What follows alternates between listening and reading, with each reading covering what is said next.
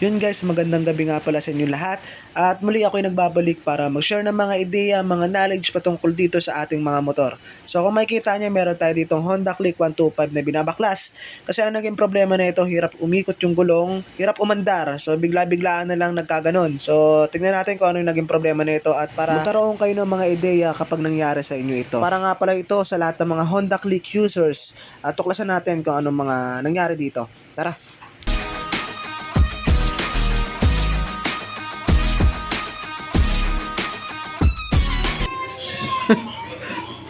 Handa na.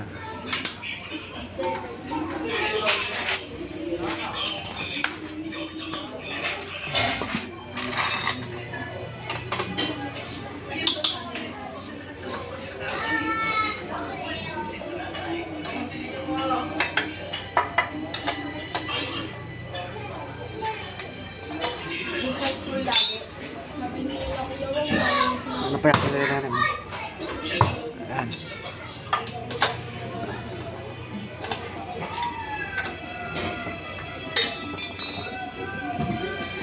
Mana?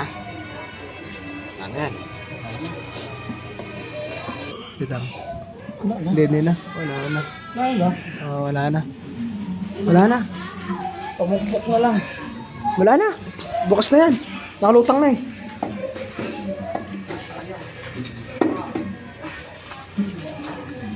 Dako tayo ng kasaan.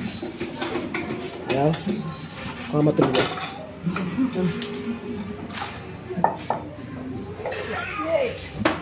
Shit eh. 19 yata yung isa. 17. Pag ano na. Pag ano ikot. Hawakan mo. Pakiramdaman mo. Pag ganon. Pag ganon. Okay. Okay. Baka may bell.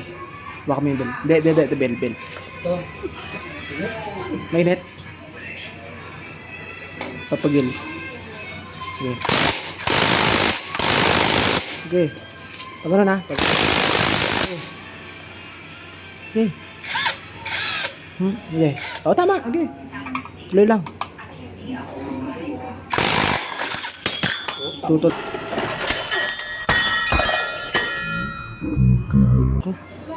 Natanggal yung ano, lock. Yung lock yung natanggal. Ito oh. Yung torque drive. Dito oh. Ito, wala na to. Gara. Nawala yung thread eh. Ha? Kinain?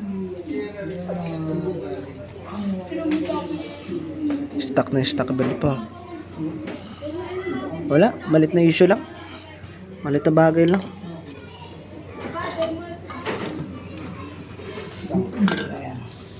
Kala ko, ano talaga eh. Sana. Delikado. Kapal pa to. Bago lang to eh, no? Kapal pa nyo, no? Kasi ito yung naano ko eh. May lamat yan eh, no? Ayan oh. Ako baka ito yung bumigay eh. Bumalon.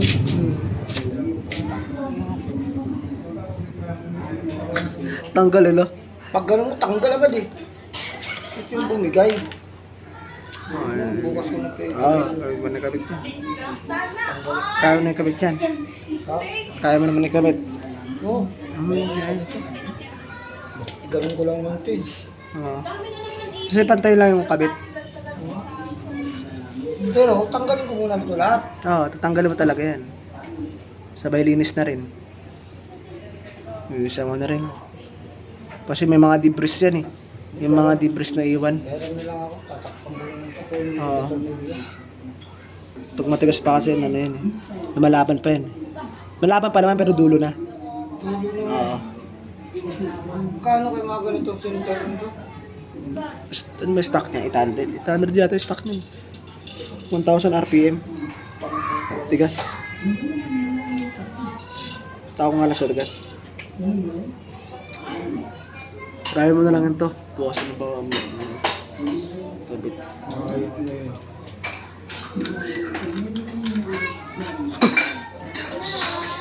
Kasar oh.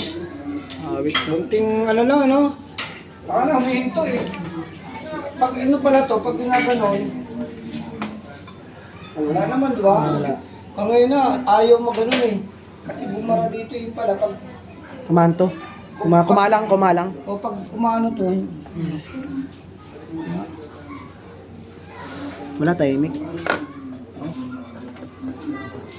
tanggalin ko na nga. Hindi, yung 17 mo na. Yung matatanggal yan. So, yun guys, kung makikita nyo kanina, natanggal po yung pinaka-thread ng lock niya doon sa may torque drive. Kaya, kumalang po yung pinaka-lining doon sa may bell. Kaya, hirap umikot ang kanyang gulong. So, napakaliit na bagay lang pero napaka-importante po. So, kailangan po, pag magkakabit po tayo ng ganun, kailangan po pantay na pantay doon sa may torque drive. So, yan po ang pinaka-importante. Napakasimple lang pero napakahalaga. Na minsan, kung ano pa yung pinaka-maliit na bagay lang, yun pa yung nagkakaproblema. So, yun, sa mga Honda Click users, ingat lang tayo sa mga mekaniko natin. So, mas maganda, meron tayong trust na mekaniko na ipapagawa natin ang ating mga alaga. So, yun, sa lahat ng mga subscribers natin, maraming salamat nga pala sa lahat ng mga sumusubaybay dito sa ating YouTube channel. At sa mga baguhan pa lang at ngayon pala na pa dalaw dito sa ating YouTube channel, please subscribe ka na. Click the notification bell para lagi kang update pag may mga panibago tayong videos na mga i-upload. So maraming salamat. Sana meron kayo natutunan. God bless to all.